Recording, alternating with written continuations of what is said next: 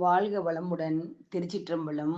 வணக்கம். குரு பிரம்மா, குரு விஷ்ணு, குரு தேவோ மகேஸ்வரக, குரு சாட்சாத் பரபிரம்மா, தஸ்மை ஸ்ரீ குருவே நமக. கற்றுக் கொடுத்த அனைத்து குருமார்கள் பாதம் பணிந்து, திருச்செந்தூர் முருகபெருமான் பாதம் பணிந்து, தமிழ்நாடு அகில உலக மகளிர் ஜோதிடர் அணி பேரவை சேவா அறக்கட்டளை நிறுவனர் கிருஷ்ணவேணி அம்மா அவர்களுக்கு வாழ்த்துக்களையும் வணக்கங்களையும் கூறிக்கொண்டு, குழுவில் பயணிக்கும் சக தோழிகளுக்கும் வாழ்த்துக்களையும் வணக்கங்களையும் கூறிக்கொண்டு, சனிக்கிழமை சனிப்பிரதோஷம் 11/1/2025 இன்று அற்புதமான மாலை 5 மணிவியலை அளவில் அற்புதமானதொரு பட்டிமன்றம். எனக்கு கொடுக்கப்பட்ட தலைப்பு 2025ஆம் வருட சிம்ம ராசி புத்தாண்டு பலன்கள். சிம்ம ராசி, இதில் 5ஆம் வீடு சூரியன் ஆட்சி பெறுகிறார். மற்ற கிரகங்கள் சமம், நட்பு. ராகு, கேது, சனி பகவான் பகை பெறுகிறார். மகம் 2, 1, 3, 4க்கு சொந்தக்காரராகவும், பூரம் 1, 2, 3, 4 உத்திரம் 1ஆம் பாதத்துக்கு சொந்தக்காரராகும். இதில் பூரம் 3ஆம் பாதம், உத்திரம் 1ஆம் பாதம் புஷ்கராம்சத்தில் இடம்பெறும். மகத்தில் பிறந்த பெண் ஜெகத்தை ஆழ்வார் என்பது பழமொழி. மறைந்த முன்னாள் முதல்வர் செல்வி ஜெயலலிதா அம்மையாரே பொருந்தும். மருத்துவத்துறையிலும் இந்த நட்சத்திரம் மிக சிறப்பு வாய்ந்த நட்சத்திரமாகும். ராமாயண காலத்தில் வாழ்ந்த சீதாதேவி தாயார் மகத்தில் பிறந்தவர். பித்ருதோஷம் பெண்கள் மகம் நட்சத்திரத்தில் பிறந்தவர்கள் செய்யலாம் என்பதும், பித்ருதோஷம் செய்வது மகம் நட்சத்திரம் மிக உகந்ததாகும். திதி, திவசம் மற்றும் திலதர்ப்பண ஹோமம் செய்யாதவர்கள் மகம் நட்சத்திரம் வரும் நன்னாளில் ஆலமரத்தை சுத்தி வந்து நீரில் முழுகினாலும் பல தலைமுறை ஜென்ம தோஷம் தீரும். திலதர்ப்பண ஹோமம், பித்ருதோஷம், புத்திர தோஷங்கள் அனைத்து தோஷங்களும் மகம் நட்சத்திரம் வரும் நன்னாளில் செய்ய சகல சம்பத்துகளும் உண்டாகும். 7 தலைமுறை பாவங்களும் நீங்கும். மகமாயி என்ற பெயர் கொண்டவரும் மாரியம்மன் மகம் நட்சத்திரத்தில் பிறந்தவரே. ஊர் எல்லையை காக்கும் 1000 கண்ணுடைய தெய்வமாகும். அரசன், அரசியல் புஷ்கராம்சத்தில் பிறந்த பூரம் 3ம் உத்திரம் 1ல் பிறந்தவர்களும் தலைமை பொறுப்பு வகிப்பார்கள். மிக சிறந்த பாக்கியமாகும். 5ஆம் இடம் என்பது அறிவு, அழகு, பொழுதுபோக்கு, குலதெய்வம், குழந்தைகள், தந்தை வழி தாத்தா, புத்திரதோஷம், அதிர்ஷ்டம் அனைத்தையும் குறிக்கும் பாவகம் என கூறலாம். திரராசி நிலையானது. இவர்கள் நிலையான தன்மை கொண்டவர்கள். வீட்டு அகல் விளக்கு போன்றவர்கள். முக்கியமாக 3 பயிற்சி, சனி பயிற்சி, குரு பயிற்சி, ராகு கேது பயிற்சி 3ம் ஒரே வருடத்தில் வருவது அபூர்வம். இதில் முக்கியமான பயிற்சி சனி பயிற்சி. அதாவது சனிப்பெயர்ச்சி கிரக மாற்றங்கள் 26/4/2025 சனிக்கிழமை மாலை 4:28 பூர நட்சத்திரம் 3ஆம் பாதத்தில் கும்பராசிக்கு ராகு பகவானும், உத்திரத்தில் 1ஆம் பாதத்தில் கேது பகவானும் பயிற்சியாகிறார். 11/5/2025 ஞாயிற்றுக்கிழமை பகல் 1:24 மிருகசீட நட்சத்திரம் 3ஆம் பாதத்தில் மிதுன ராசிக்கு குரு பகவான் பயிற்சியாகிறார். 8/12/2025 கடகராசிக்கு அதிசாரமாக செல்லும் குரு பகவான் அங்கு உச்சம் பெற்று மீண்டும் அவர் 20/12/2025 அன்று மிதுனத்திற்கு வருகின்றார். தனது இயல்பு நிலைக்கு திரும்புகின்றார். 18/11/2025 முதல் 19/12/2025 வரை கடகத்திலும், 20/12/2025 முதல் 31/12/2025 வரை மிதுனத்திலும் குரு பகவான் வக்ரம் பெறுகிறார். 2/7/2025 முதல் 17/11/2025 வரை கும்பராசியிலும் சனி வக்ரம் பெறுகிறார். 1/1/2025 முதல் 18/1/2025 வரை மற்றும் 8/4/2025 முதல் 7/6/2025 வரை கடகத்தில் உள்ள செவ்வாய் கும்பத்தில் உள்ள சனியை பார்ப்பதால், அதேபோல் 8/6/2025 முதல் 28/7/2025 வரை சிம்மத்தில் இருக்கும் பொழுது கும்பத்தில் உள்ள சனியை செவ்வாய் பார்ப்பதால் அந்த இடம் நாசம் செய்யும். சற்று கவனமாக பார்க்க வேண்டும்.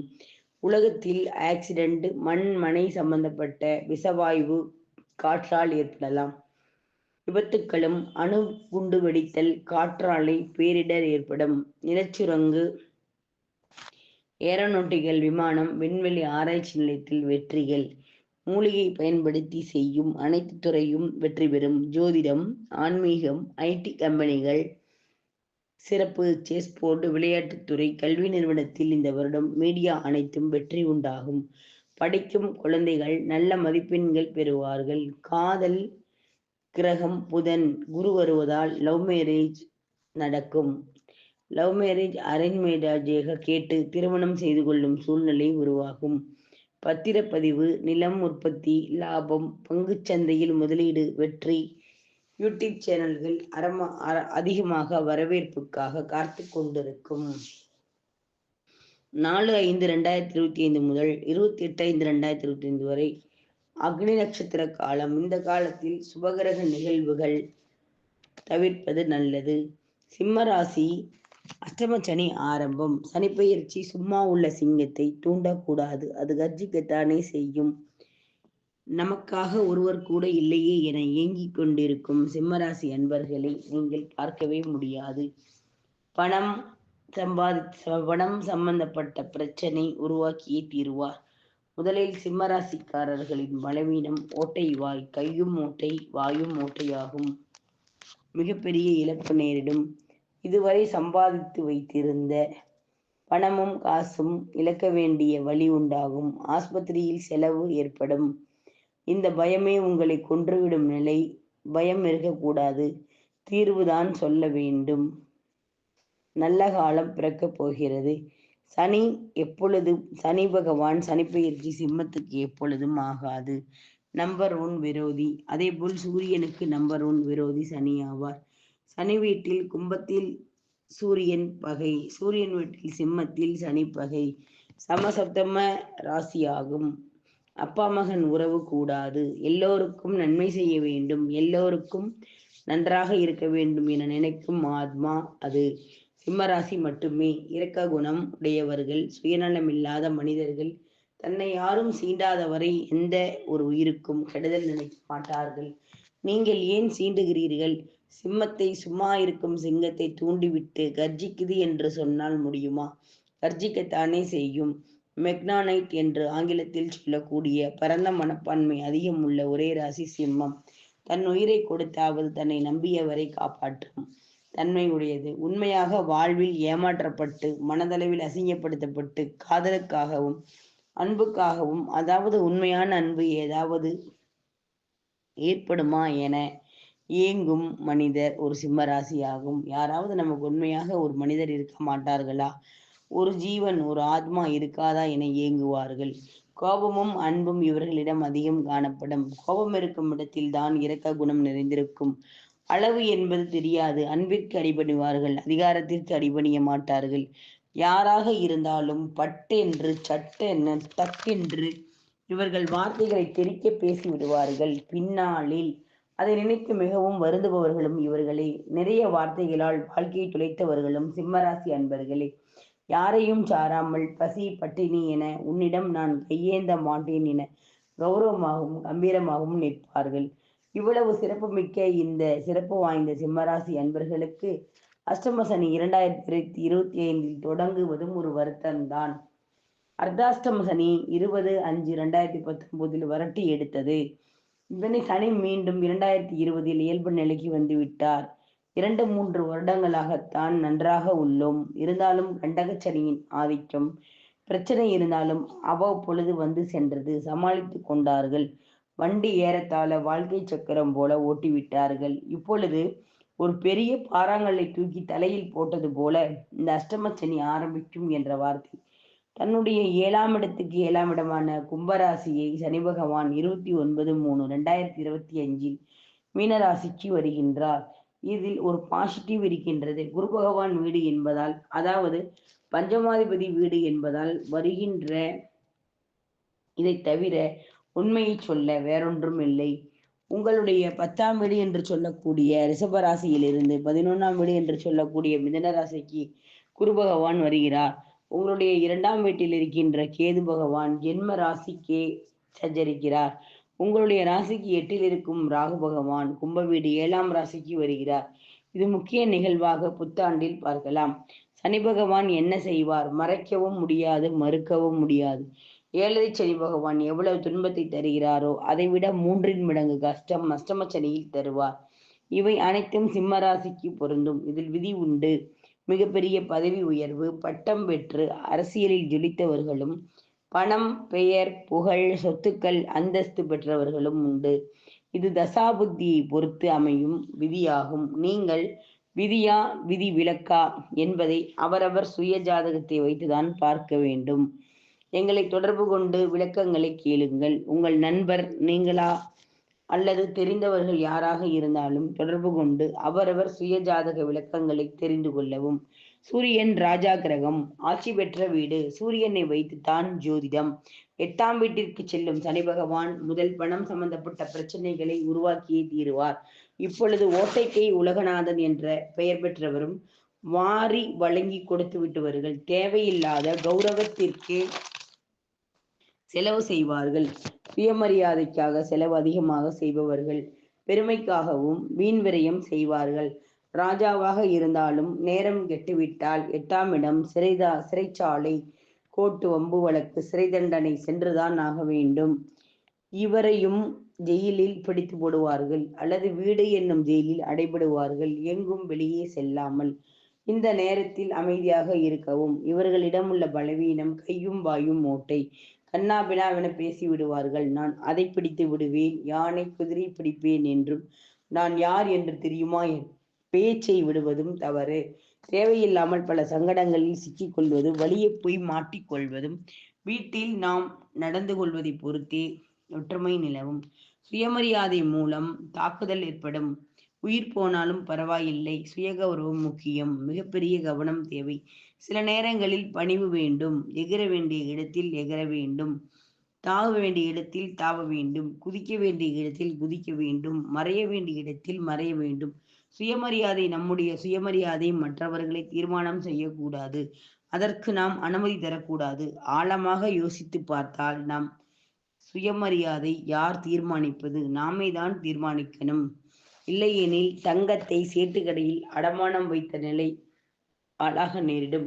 உங்களுடைய சுயமரியாதை நீங்கள் தான் முடிவு செய்ய வேண்டும், அல்லது எதிரியின் கையில் கொடுத்தது போல் ஆகிவிடும். யாரை பற்றியும் எதை பற்றியும் கவலை கொள்ள கூடாது. மடியில் இருந்தால்தான் வழியில் பயம் இருக்கும். வேகமாக எந்த செயலும் முடிவும் எடுக்கக்கூடாது. கவனம் தேவை. நம்மிடம் ஏற்படும் தொடக்கமும் தாக்குதல்களும் எமோஷனல் ஆகாமல் நாம் மிக பொறுமையுடன் கையாள வேண்டும். இல்லையெனில் இழப்புகளை சந்திக்க நேரிடும். வார்த்தைகளை அள்ளி வீசக்கூடாது. நீங்களும் எதிர்பார்க்கும் அன்பு கிடைப்பது சற்று கடினம்தான். இந்த அஷ்டம சனி காலத்தில் சைபர் என்ற எதிர்பார்ப்பு, பேராசை கூடாது. கஷ்டத்தில் தான் முடியும். காதல், தாய் தந்தை, சகோதர சகோதரி மூலம், நண்பர்கள் மூலம் அன்பை எதிர்பார்ப்பது மிக மிக கடினம், அரிது ஆகும். இந்த காலகட்டத்தில் தான் நடக்கும் காரியம் நடக்காமலும் போகலாம். நினைத்த காரியம் நடக்காமல் தள்ளிக்கொண்டே போகும். 3 முறை முயற்சி செய்தால் வெற்றி என்று ஒன்று உள்ளாகும். மிகப்பெரிய சவால்களை சந்தித்த மனிதர் தான் ராஜா மகுடம் தலைமை பொறுப்புகளை ஏற்றவர். இல்லையெனில் குறுக்கு வழியில் கிடைத்தால் அந்த மகுடம் அவருக்கு மிக பாரமாக இருக்கும். உண்மையாக இருந்தால் மகுடம் தானாக கைக்கு வந்து சேரும். எல்லா விஷயத்திலும் முன்னெச்சரிக்கை தேவை. அதிலும் உடல் ஆரோக்கியத்தில் ஏனோ தானோவென்று இருக்கக்கூடாது. சிம்மராசி 100க்கு 85 பேர் கண்டதை தின்பார்கள், அதாவது போஜன பிரியர்கள் என்று சொல்லலாம். வாய் கட்டாதவர்கள் தெருவோர கடைகளில் கண்ட நேரங்களிலும் சாப்பிடக்கூடாது. இந்த 2.5 வருடம் உடலுடன் விளையாடக்கூடாது. இதுநாள் வரை சம்பாதித்து வைத்த பணம் கரைந்துவிடும். உடல் வலி அதிகமாகி பெட் படுத்து எழும் சூழ்நிலை உருவாகும். வாந்தி பேதி, வயிற்றாலை, சளி, லூஸ் மோஷன், ஃபுட் பாய்சன் போன்ற தொற்று கிருமிகளும் உண்டாகும். உண்மையை சொல்கின்றோம், உறக்கச் சொல்கின்றோம். சனியின் மற்றொரு காரகமான பேராசைப்பட வைப்பது நஷ்டத்தை தருபவர்.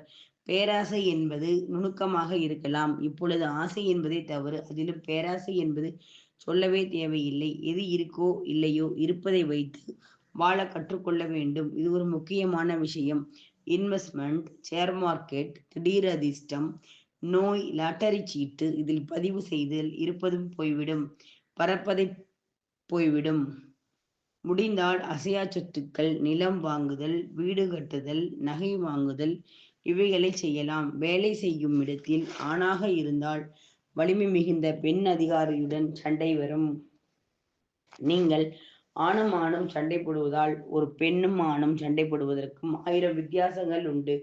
ஒரு பெண் வேண்டுமென்றே சண்டையிட்டால், HR பாலிசி எகெயின்ஸ்டாக குரல் கொடுத்தால், 15 வருடம் 20 வருடம் நம் பதவியில் இருந்தாலும் அவர்களுடைய வேலை 15 நிமிடத்திலும் 7.5 செகண்டிலும் போய்விடும். அக்கறையுடனும் கவனமுடனும் தொழில் செய்யும் இடத்தில் இருந்தால் சாப்பாட்டில் கவனம் தேவை. அனாவசிய செலவுகள் ஆகாது. சிக்கனமாக இருக்கவும், பணத்தை சேமிக்க தொடங்கவும். அதிகப்படியான முயற்சிகளில் ஈடுபாடு கூடாது. ஒரு மனிதர் 70, 80, 90 வருட ஆயுட்காலத்தில் 2 வருடம் அமைதியாக இருந்தால் நல்லது நடக்கும். எல்லாம் நன்றாக நேரம் வரும்பொழுது நடக்கும். சக்சஸ், அதாவது வெற்றியடைய பெரிய அளவில் டைம் தேவையில்லை. தோல்வி அடைய ஒரு நாள் பொழுதும். ஜாக்கிரதையாக இருக்கவும். இதை கேட்டு பயப்பட வேண்டாம். பயம் எதிரியாகிவிடும். முக்கியமாக 10ல் உள்ள ரிஷபகுரு 16ஆம் இடத்திற்கு பேசி தருவதால் மிகுந்த யோகத்தை தரப்போகிறார். எத்தனை துயரம் துன்பம் வந்தாலும் ஏதாவது ஒரு வகையில் பணம் வந்து கொண்டே இருக்கும். ராசிக்கு 11ல் குரு பகவான் லாப வீட்டில் இருப்பதால் லாபம் உண்டு, கவலை தேவையில்லை. ஜென்மகேது தடை தடங்கள் தாமதம் தேவையற்ற பிரச்சனைகளை உண்டு பண்ணினாலும் சற்று கவனமுடன் கொடுத்தாலும் கூட நாஸ்திகனாக இருந்தாலும் ஆஸ்திகனாக மாற்றுவார். சிம்மகேது தெய்வ பக்தி அதிகமாக இருக்கும். மிக அரிய பொக்கிஷமாக பார்க்க முடியாத ஆண்டவன் தரிசனம், கோவிலுக்கு செல்லும் வாய்ப்பை ஏற்படுத்தி தருவார். 7ஆம் இடத்து ராகு மிகுந்த நன்மைகளை தருவார். தேவையற்ற சபலங்களை தருவார் மற்றும் சமூக அந்தஸ்து, நண்பர்கள் மத்தியில் நல்ல பெயர் உண்டாகும். கூட்டுத் தொழில் ஆகாது.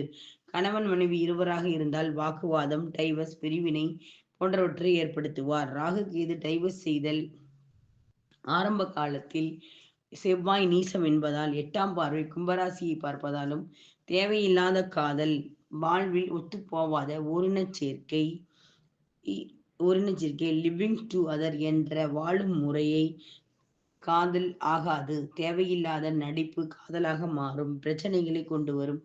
ஒட்டுமொத்தமாக ஆரோக்கியத்தில், பணத்தில், குணத்தில் தேவையில்லாத பொய் முயற்சி, பேச்சு, நிதானத்தில் கவனம் தேவை. வீடு, வண்டி, வாகனம் வாங்குதல், நிலம் விற்றல், வெளிநாடு செல்லுதல், நண்பர்கள் வெளிநாடு செல்லுதல், மேல்கல்வி படித்தல், பெரிய மனிதர்களின் சந்திப்பும், அரசியல் போன்றவற்றில் இவர்களுக்கு நன்மை கிடைக்கும்.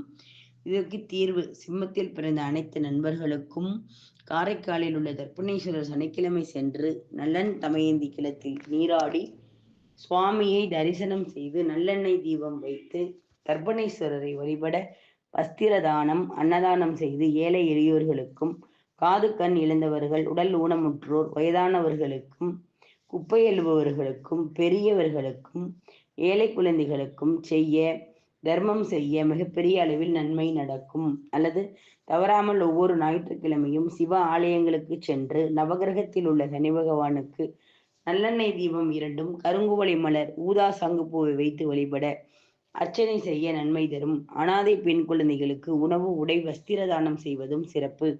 அனாதை பிணங்களை அடக்கம் செய்வதாலும் உங்கள் கர்மா கரைந்துவிடும். வாழ்க்கையை மாற்றி அமைக்கும். இது என்னுடைய 20 வருட ஜோதிட ஆராய்ச்சி அனுபவம், சக்தி வாய்ந்த உண்மையாகும். இந்த வீடியோவை பார்த்து கொண்டிருக்கும் என் உயிரினும் மேலான அன்பு சிம்மராசி நேயர்களே, நிறைய கெடுபலன்கள் சொன்னாலும் நீங்கள் மிக ஜாக்கிரதையாக இருக்க வேண்டும் என்பதற்காகத்தான் சொன்ன பலன்கள். உங்களை காயப்படுத்தவோ பொய்யோ அல்ல, முற்றிலும் உண்மை.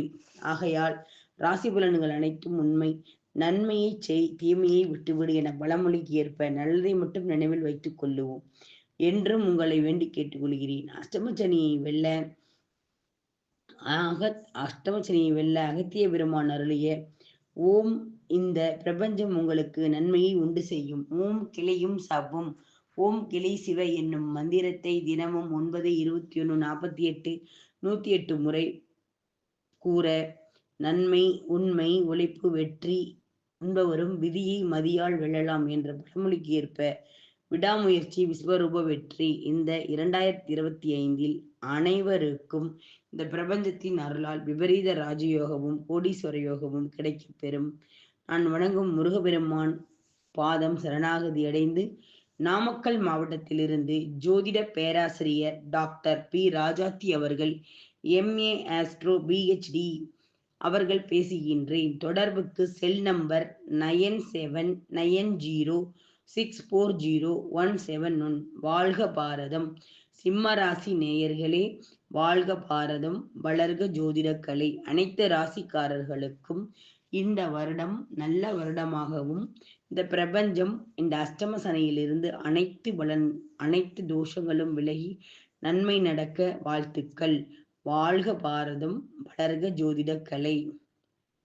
எனக்கு வாய்ப்பளித்த தமிழ்நாடு அகில உலக மகளிர் ஜோதிட பிரிவை கிருஷ்ணவேணி அம்மா அவர்களுக்கு வாழ்த்துக்களையும் வணக்கங்களையும் கூறிக்கொண்டு விடைபெறுகிறேன். அனைவருக்கும் நல்லது நடக்கட்டும்.